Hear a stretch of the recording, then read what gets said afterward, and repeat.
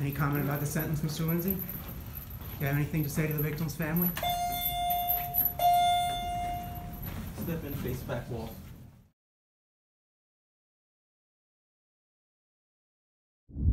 So the motive behind this case was the victim had been driving the defendant out of Philadelphia and was pulled over. The defendant was found with 445 baggies of heroin that were confiscated by the police. That there was testimony at trial that that's worth over $4,000 of heroin on the street. So he was upset about that. He was incarcerated in the correctional facility in Philadelphia. When he bailed out, he went and found the victim, created a ruse that they were out to go get drugs, and lured the victim to the location in Cheltenham where he executed him. Shot him once in the neck and once in the abdomen. Right, the victim was from Johnstown, Pennsylvania. He's not even from Eastern Pennsylvania, so we're talking about over 4 hours away.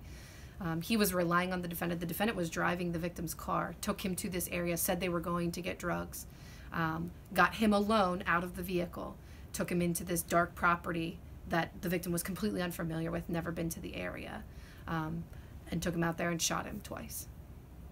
Left him there to die alone in the cold and dark because it was in January of 2018. We asked for statutory maximums and consecutive sentences in this case because that captured the egregiousness of what the defendant had done here. He was a person not to possess a firearm, so he was not legally allowed to have that in Pennsylvania.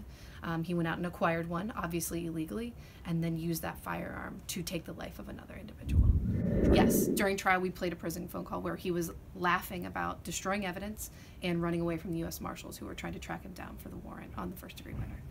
So it demonstrated his callous disregard for everything, the seriousness of what he had done, the taking of someone else's life, and the entire judicial process. He just over and over, time and time again, demonstrated that he has no remorse for this situation at all. Starting with right after it happened, he turned around to the witnesses in the car and said, "You all better not say anything."